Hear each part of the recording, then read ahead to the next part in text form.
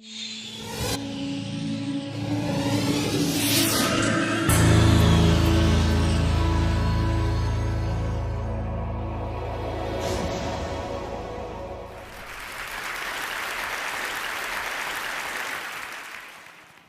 is going to be the future of learning? I do have a plan, but in order for me to tell you what that plan is, I need to tell you a little story which kind of sets the stage. I tried to look at where did the kind of learning we do in schools, where did it come from? And you can look far back into the past, but if you look at present-day schooling the way it is, it's quite easy to figure out where it came from. It came from about 300 years ago. And it came from the last and the biggest of the empires on this planet. Imagine trying to run the show, trying to run the entire planet without computers, without telephones, with data handwritten on pieces of paper and traveling by ships. But the Victorians actually did it. What they did was amazing. They created a global computer made up of people. It's still with us today. It's called the bureaucratic administrative machine. In order to have that machine running, you need lots and lots of people. They made another machine to produce those people, the school. The schools would produce the people who would then become parts of the bureaucratic administrative machine. They must be identical to each other. They must know three things. They must have good handwriting, because the data is handwritten. They must be able to read, and they must be able to do multiplication, division, addition, and subtraction in their head. They must be so identical that you could pick one up from New Zealand and ship them to Canada, and he would be instantly functional. The Victorians were great engineers. They engineered a system that was so robust that is still with us today, continuously producing identical people for a machine that no longer exists. The empire's gone. So what are we doing with that design that produces these identical people? And what are we going to do next, if we ever are going to do anything else with it? So that's a pretty strong comment there. I said, schools as we know them now, they're obsolete. I'm not saying they're broken. It's quite fashionable to say that the education system's broken. It's not broken. It's wonderfully constructed. It's just that we don't need it anymore. It's outdated. What's the kind of jobs that we have today? Well, the clerks are the computers. They're there in thousands in every office. And you have people who guide those computers to do their clerical jobs. Those people don't need to be able to write beautifully by hand. They don't need to be able to multiply numbers in their heads. They do need to be able to read. In fact, they need to be able to read discerningly. Well, that's today. But we don't even know what the jobs of the future are going to look like. We know that people will work from wherever they want, whenever they want, in whatever way they want. How is present-day schooling going to prepare them for that world? Well, I bumped into this whole thing completely by accident. I used to teach people how to write computer programs in New Delhi 14 years ago. And right next to where I used to work, there was a slum. And I used to think, how on earth are those kids ever going to learn to write computer programs? Or should they not? At the same time, we also had lots of parents, rich people, who had computers, and who used to tell me, my son, I think he's gifted, because he does wonderful things with computers. And my daughter, surely she's extra intelligent, and so on. So I suddenly figured that how come all the rich people are having these extraordinarily gifted children? What did the poor do wrong? I made a hole in the boundary wall of the slum next to my office, I stuck a computer inside it just to see what would happen if I gave a computer to children who never would have one, didn't know any English, didn't know what the internet was. The children came running in. It was 3 feet off the ground, and they said, "What is this?" And I said, "Yeah, but it's, I don't know." So they said, "Why have you put it there?" I said, "Just like that." And they said, "Can we touch it?" I said, "If you wish to." And I went away. About 8 hours later, we found them browsing and teaching each other how to browse. So I said, "But that's impossible, because how is it possible? They don't know anything." My colleagues said, "No, it's a simple solution.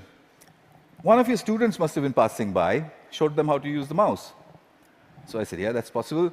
So I repeated the experiment. I went 300 miles out of Delhi into a really remote village where the chances of a passing software development engineer was very little. I repeated the experiment there. There was no place to stay, so I stuck my computer in, I went away, came back after a couple of months, found kids playing games on it. When they saw me, they said, "We want a faster processor and a better mouse." So I said, "How on earth do you know all this?" And they said something very interesting to me. In an irritated voice, they said, "You've given us a machine that works only in English, so we had to teach ourselves English in order to use it." That's the first time as a teacher that I heard the word "teach ourselves" said so casually. Here's a short glimpse from those years. That's the first day at the Hole in the Wall. On your right is an 8-year-old. To his left is his student.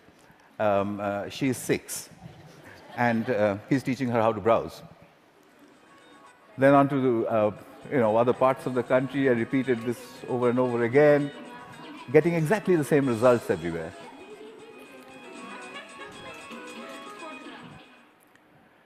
An 8-year-old telling his elder sister what to do.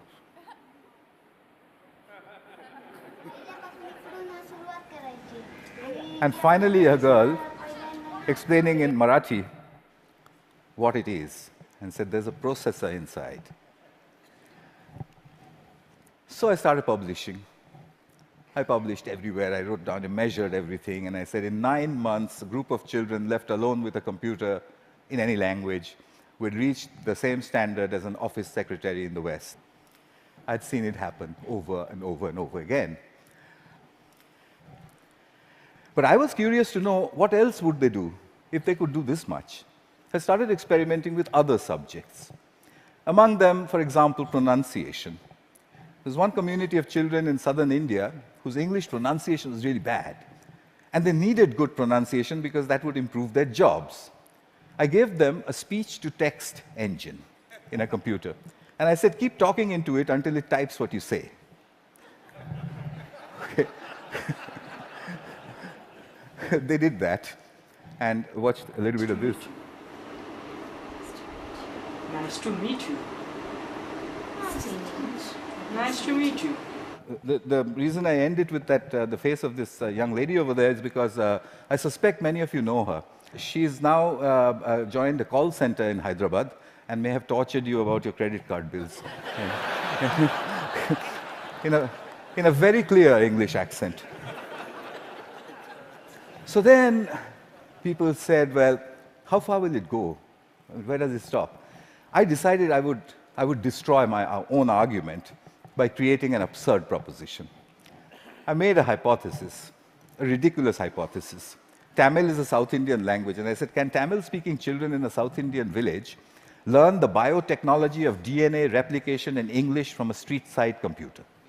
And I said, I'll measure them, they'll get a 0. I'll spend a couple of months, I'll leave it for a couple of months, I'll go back, they'll get another 0. I'll go back to the lab and say, we need teachers.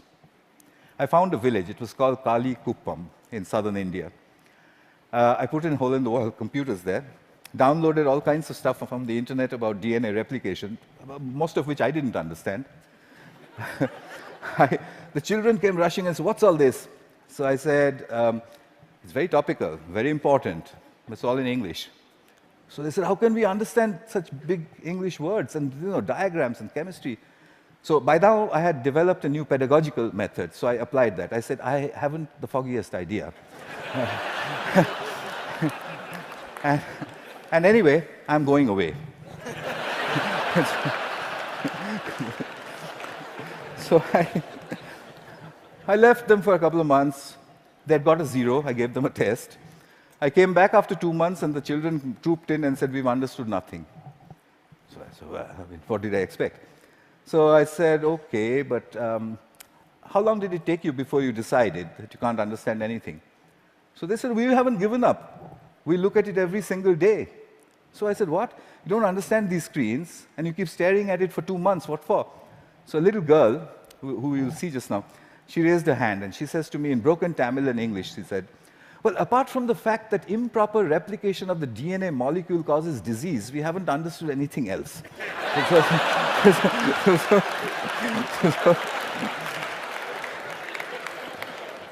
So I tested them. I got an educational impossibility, 0 to 30% in 2 months in the tropical heat with a computer under the tree in a language that they didn't know, doing something that's a decade ahead of their time. Absurd. But I had to follow the Victorian norm. 30% is a fail. How do I get them to pass? I have to get them 20 more marks. I couldn't find a teacher. What I did find was a friend that they had, a 22-year-old girl who was an accountant, and she played with them all the time. So I asked this girl, can you help them? So she says, absolutely not. I didn't have science in school. I have no idea what they're doing under that tree all day long. I can't help you. I said, I'll tell you what, use the method of the grandmother. So she says, what's that? I said, stand behind them. Whenever they do anything, you just say, well, wow, I mean, how did you do that? What's the next page? Gosh, when I was your age, I could have never done that. I mean, you know what grannies do. So she did that for 2 more months. The scores jumped to 50%. Kalikuppam had caught up with my control school in New Delhi, a rich private school with a trained biotechnology teacher. When I saw that graph, I knew there is a way to level the playing field. Here's Kalikuppam. Neuron cell death and communication. I got the camera angle wrong in that one. It's just amateur stuff. But what she was saying, as you could make out, was about neurons. But her hands were like that, and she was saying neurons communicate. At 12. So what are jobs going to be like? Well, we know what they're like today. What's learning going to be like? We know what it's like today, children poring over with their mobile phones on the one hand, and then reluctantly going to school to pick up their books with the other hand. What will it be tomorrow? Could it be that we don't need to go to school at all? Could it be that at the point in time when you need to know something, you can find out in 2 minutes? Could it be a devastating question, a question that was framed for me by Nicholas Negroponte? Could it be that we are heading towards, or maybe in, a future when knowing is obsolete? But that's terrible. We are Homo sapiens. Knowing, that's what distinguishes us from the apes. But look at it this way. It took nature 100 million years to make the ape stand up and become Homo sapiens. It took us only 10,000 to make knowing obsolete. What an achievement that is. But we have to integrate that into our own future. Encouragement seems to be the key. If you look at Kuppam, if you look at all of the experiments that I did, it was simply saying, wow, saluting learning. There is evidence from neuroscience. The reptilian part of our brain, which sits in the center of our brain, when it's threatened, it shuts down everything else. It shuts down the prefrontal cortex, the parts which learn. It shuts all of that down. Punishment and examinations are seen as threats. We take our children, we make them shut their brains down, and then we say, perform. Why did they create a system like that? Because it was needed. There was an age in the age of empires when you needed those people who can survive under threat. When you're standing in a trench all alone, if you could have survived, you're okay, you passed. If you didn't, you failed. But the age of empires is gone. What happens to creativity in our age? We need to shift that balance back from threat to pleasure. I came back to England looking for British grandmothers. I put out notices in papers saying, if you're a British grandmother, if you have broadband and a web camera, can you give me 1 hour of your time per week for free? I got 200 in the first 2 weeks. I know more British grandmothers than anyone in the universe. They're called the granny cloud. The granny cloud sits on the internet. If there's a child in trouble, we beam a gran. She goes on over Skype and she sorts things out. I've seen them do it from a village called Diggles in northwestern England, deep inside a village in Tamil Nadu, India, 6,000 miles away. She does it with only one age-old gesture. Okay. Watch this. You can't catch me. You say it. You can't catch me. I'm the gingerbread man. Well done. Very good. So what's happening here? I think what we need to look at is we need to look at learning as the product of educational self-organization. If you allow the educational process to self-organize, then learning emerges. It's not about making learning happen, it's about letting it happen. The teacher sets the process in motion, and then she stands back in awe and watches as learning happens. I think that's what all this is pointing at. But how will we know? How will we come to know? Well, I intend to build these self-organized learning environments. They are basically broadband, collaboration, and encouragement put together. I've tried this in many, many schools. That's being tried all over the world, and teachers sort of stand back and say, it just happens by itself? And I said, yeah, it happens by itself. How did you know that? And I said, you won't believe the children who told me and where they're from. Here's a soul in action.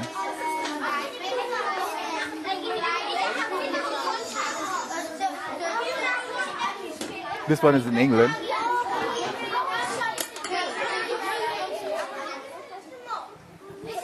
He maintains law and order. Because remember, there's no teacher around.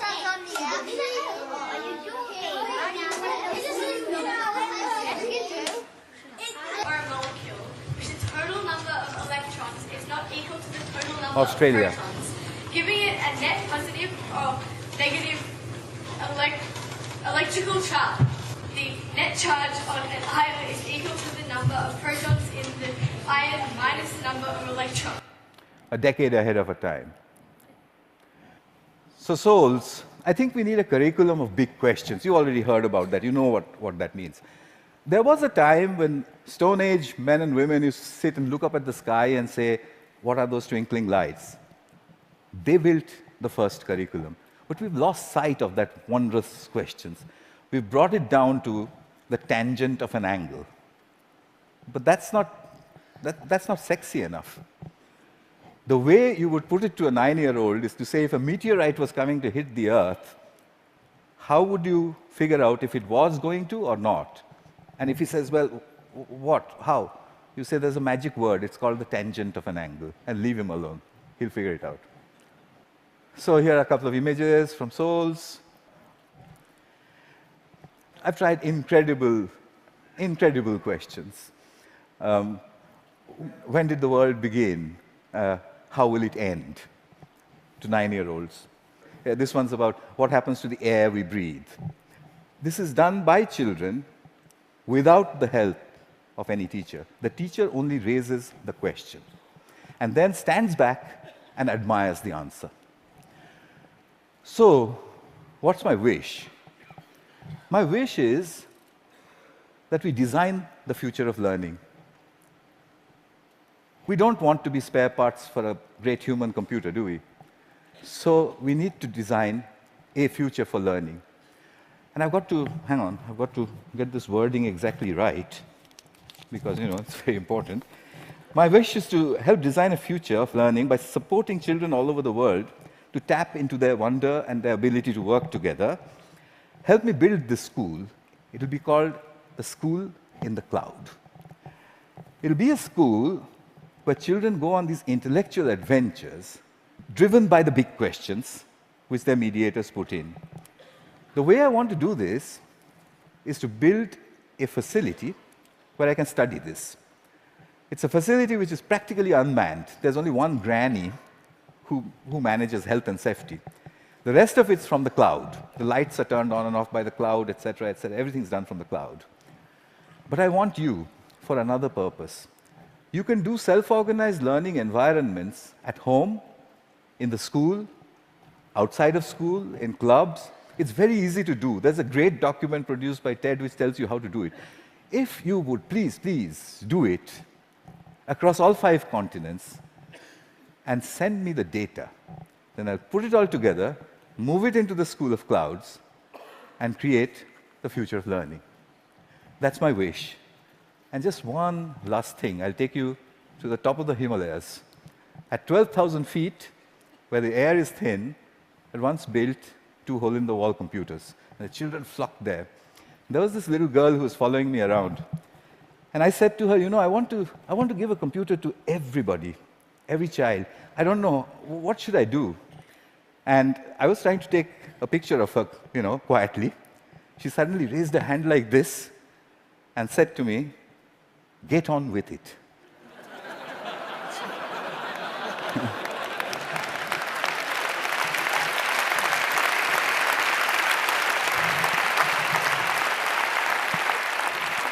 I think it was good advice. I'll follow her advice. I'll stop talking.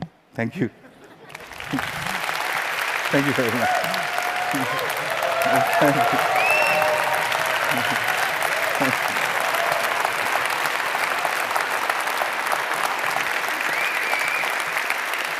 Thank you very much. Wow.